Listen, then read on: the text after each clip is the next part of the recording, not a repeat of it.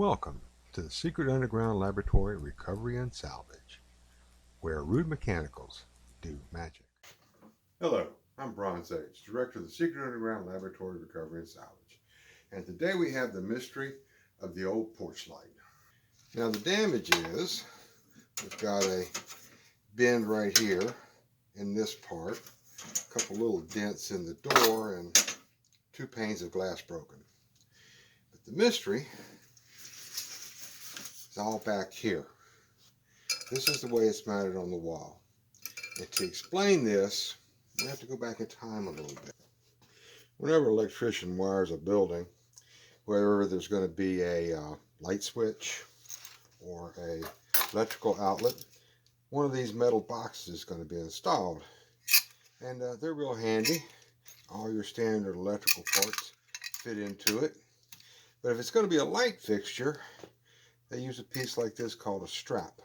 They have this little piece of pipe right here, which the actual fixture will be attached to.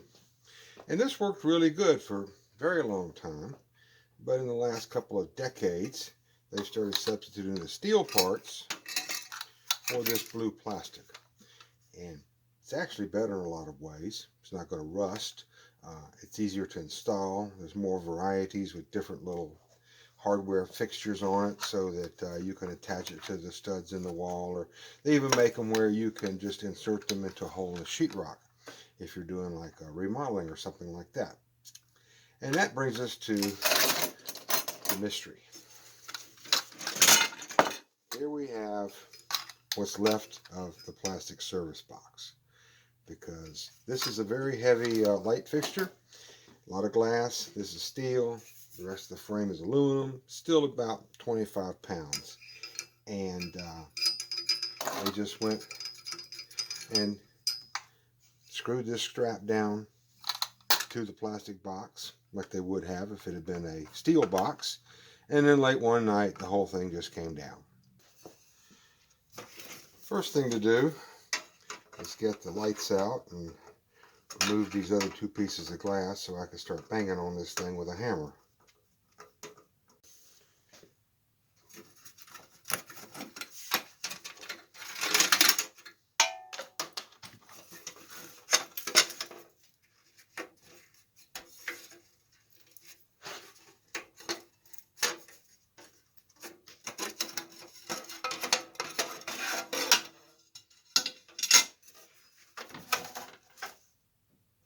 Now the glass is held in with these little metal tabs, and you want to be careful when you're working with them.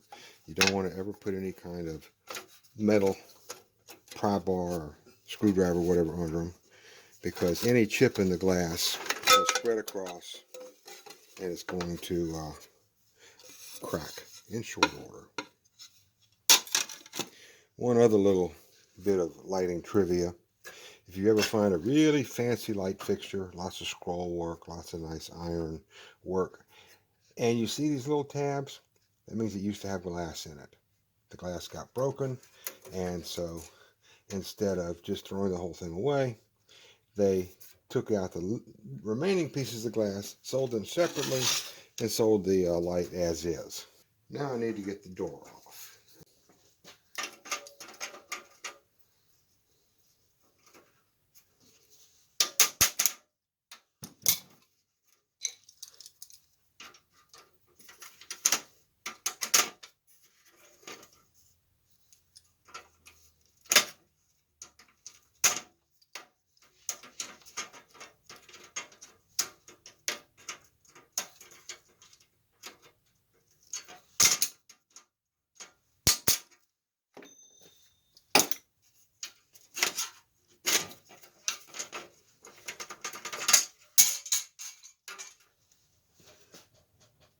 For the body work, I've made this fixture, which could be called an anvil, could be called a dolly, but I'm going to use it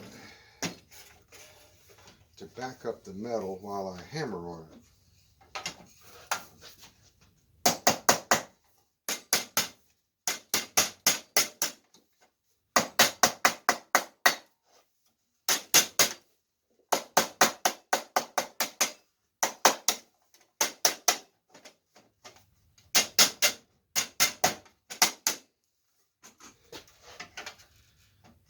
Well, we're getting there.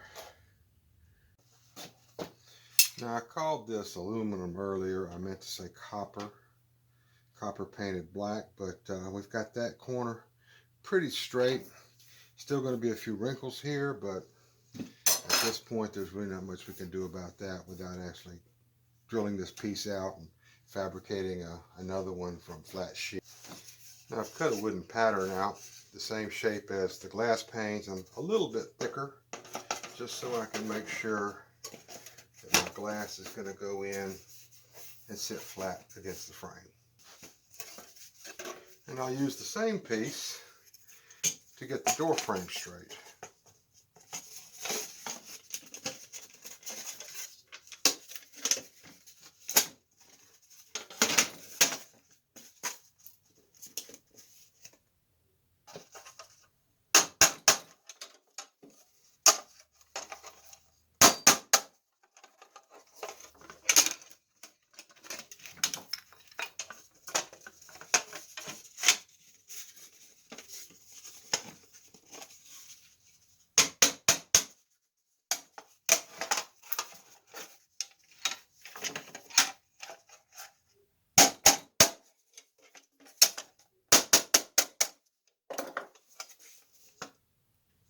Now, it's fortunate this is the side that got bent, because trying to put this back together and straighten it so that the hinges still line up would be a lot more work. In this case, all I've got to do is just make sure that the latch closes, which it does. Now I can start putting the glass back in. Now, installing the glass requires minimal puzzle solving skills, but there's always some way that's going to go in, and you just bend the little flaps back down. Doesn't take anything more than hand pressure. The door has to be removed because this eaves up here will prevent you from sliding the glass all the way in, and you don't want to break anything at this stage of the game.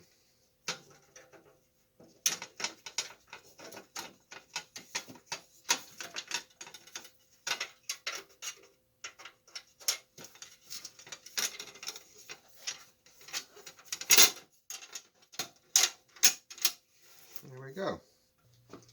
Now, before I put the cluster back in the lantern, I see that they've got acorn nuts just on twisted wire here. And I'm going to solder these and then cover them with shrink wrap. Don't really have to do that, don't really need to do that, but I learned from working on cars, whoever had it last, it's their fault. So if something were to happen and this light would start to flicker or whatever, I've just had it in my shop. It's my responsibility. So it's going to leave here meeting all Secret Underground Laboratory standards.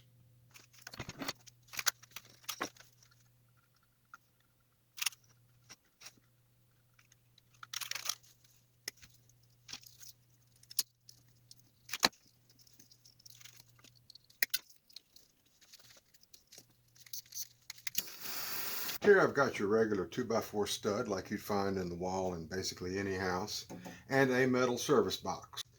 And since I'm installing a fixture, I need a strap which will hold this small piece of 1/8 inch iron pipe. That's our standard lamp pipe.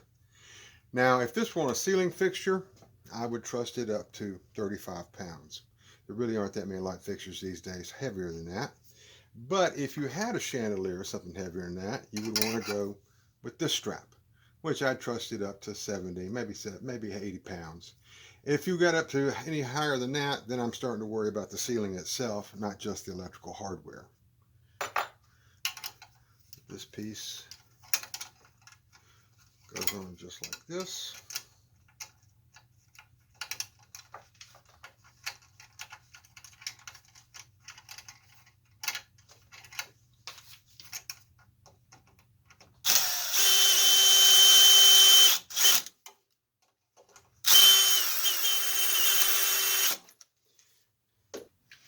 Now, in a lot of cases, the wire would go through the pipe, but for this, going straight into the box, and get it onto the pipe. And then this cap nut goes on the pipe, run it down.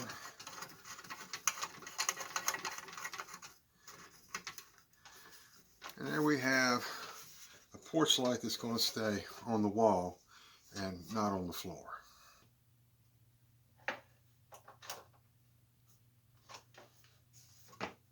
Failure always has many causes. It's very seldom that just one single thing caused something to fall down. And in this case, I don't really think the plastic box is the cause of the failure. It goes back to more than that. If you go to buy say an ordinary exterior fixture for any house today, Home Depot's, Lowe's, or wherever, you're going to open up the box and you're going to find something that probably weighs about 3, maybe 4 pounds, 5 pounds at the most. And that kind of a light fixture on this kind of a box would be fine. Someone could install 100 of them, never have a problem. And then one day, a light like this, which is around 25 pounds, shows up. Can't see any reason to do it different. And it lasts for a while. And then one day you hear crash, bang, and the sound of shattering glass. So, this is Bronze Age for the Secret Underground Laboratory Recovery and Salvage. And I thank you for sticking through this video with me. Would really appreciate if you'd like and subscribe. Any comments are welcome. And I am always ready to offer advice on any kind of lighting problem, chandeliers, lamps, and also furniture repair. So, hope to see you again next week.